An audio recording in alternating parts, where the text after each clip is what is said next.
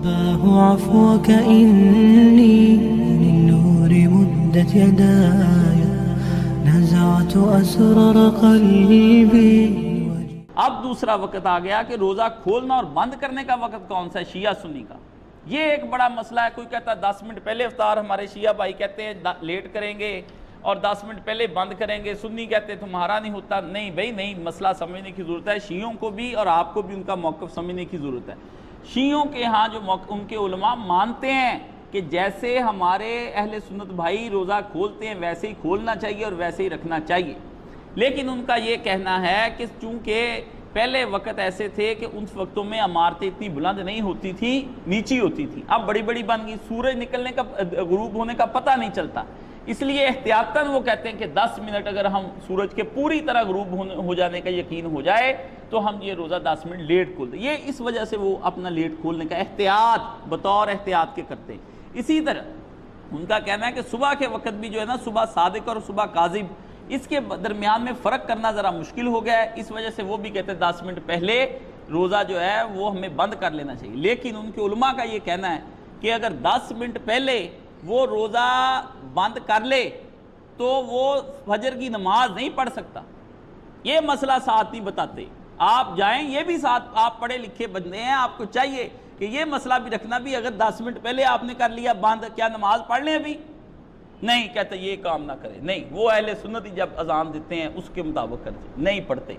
اور ان کے ایک نہیں آیت اللہ جواد غروی ہے اور بڑے ان کے بڑے بڑے عالم زوال اور مغرب کتابیں لکھی بڑی بڑی موٹی, میرے پاس ہے, اگر کسی کو ضرورت پڑی وہ بھی دکھا دیں گے اس کو, کہ ان کے اور مجمع البیان کے اندر بھی تبرسی نے اور سب نے اکٹھا کر کے لکھا ہے کہ یہ کوئی چیزیں ایسی نہیں ہیں کہ جس کے بارے میں ہم اختلافات کرتے پھرتے ہیں. یہ بطور احتیاط کے ہے کہ ہم احتیاط کرتے. ورنہ ان کے علماء نے بھی لکھا ہے اور کئی حدیثیں ایسی بھی ہیں جس میں امام جعفر الصادق کے حوالے سے بھی انہوں نے بیان کیا کہ انہوں نے یہ کہا کہ اگر کوئی آدمی یہ کہتا ہے اہل سنت کے مجمع کے درمیان بیٹھا ہے تو انہوں نے پہلے روزہ کھولنا ہے اور بعد میں افطار کر اپنے بعد میں نماز پڑھنی ہے, تو اسے پہلے روزہ کھولنا چاہیے اور بعد میں ان کے جو ہے نماز پڑھ لینی چاہیے. لیکن اگر شیعوں کا مجمع ہے اور اس کے اندر شیعہ حضرات جو ہے ہمارے, وہ یہ سمجھتے ہیں کہ نہیں جی پہلے نماز پڑھی جائے اور بعد میں روزہ کھولا جائے, انہوں نے کہا یہ ہماری اپنی احتیاط ہے. لیکن اتفاق اور اتحاد کی یہ سخت ضرورت ہے کہ ہم سب کو چاہیے کہ روزہ ہم اکٹھا ہی کھول لیں,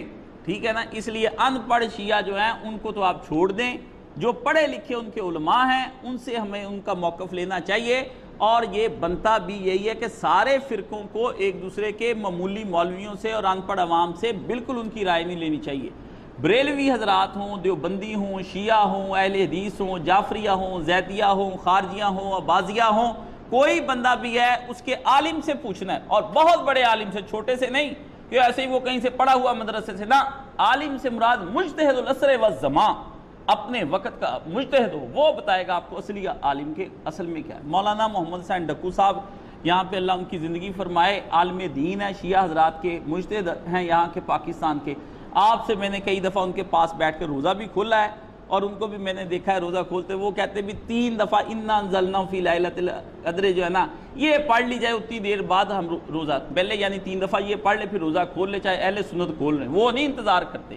تو باقی شیعہ حضرات سے یہ بھی ایک گزارش ہے, بھی آپ کہتے رہتے بھی اہل سنت والجماعت کا جو مسلک ہے ان کو چاہیے اپڈیٹ کریں. بھئی اپڈیٹ آپ ہوں. اب تو آگئے کیلنڈر سے صاف پتہ چل گیا کہ جدید آلات سے کہ اس طریقے سے اتنے بجے سورج غروب ہوتا ہے, اتنے بجے نکلتا ہے, اتنے بجے صبح صادق ہوتی, اس لیے کیلنڈر کی آپ پیروی کریں. آپ کے ہاں تو اجتہاد بہت بڑی چیز ہے, اس لیے آپ کہتے ہیں دروازہ ہمارے ہاں اجتہاد کا کھلا ہے, آپ کے ہاں بند ہو گیا. چلو ہمارے ہاں بھائی بند تو نہیں ہوا, آپ کی الزام ہی لگاتے ہیں, لیکن یہ ہے کہ آپ کے ہاں کھلا ہے تو یہ بات سمجھنی چاہیے کہ اب آپ کو جدید آلات سے مدد لے لینی چاہیے.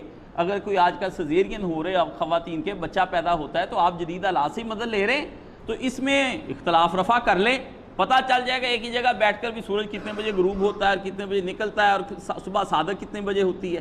اس لیے یہ ان کے ہاں بھی ہے کہ صبح صادق جو ہے وہ اسی وقت ہوتی 10 منٹ بعد, اور اسی وقت نماز پڑھنی ہے جب اہل سنت والجماعت اذان دیتے ہیں. 10 منٹ پہلے ہم سے اگر وہ روزہ بند کر لیں تو فجر کی نماز نہیں وہ پڑھ سکتے. یہ میں آپ کو بات پکی بتا دی ہے. اللہ تعالیٰ آپ کو بھی اس بارے میں سمجھ کی توفیق عطا فرمائے اور ان کو بھی سمجھ کی توفیق عطا فرمائے. رباه عفوك إني للنور مدت يداي نزعت أسرار قلبي